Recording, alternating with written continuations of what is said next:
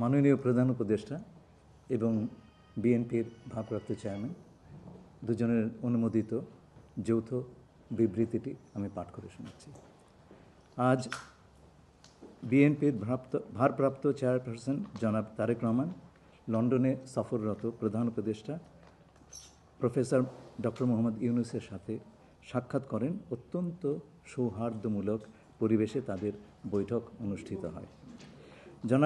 জনাব তারেক রহমান প্রধান উপদেষ্টার কাছে আগামী বছরের রমজানের আগে নির্বাচন আয়োজনের প্রস্তাব করেন। দলের চেয়ারপারসন বেগম খালেদা জিয়াও মনে করেন ওই সময় নির্বাচন অনুষ্ঠিত হলে ভালো হয়। প্রধান উপদেষ্টা বলেন যে তিনি আগামী বছর এপ্রিলের প্রথমার্ধের মধ্যে নির্বাচন অনুষ্ঠানের ঘোষণা দিয়েছেন। সকল প্রস্তুতি সম্পন্ন করা গেলে 2026 সালের রমজান শুরু হওয়ার আগের সপ্তাহেও নির্বাচন আয়োজন করা যেতে পারে। সেক্ষেত্রে সেই সময়ের মধ্যে সংস্কার ও বিচারের বিষয়ে পর্যাপ্ত অগ্রগতি অর্জন করা প্রয়োজন হবে।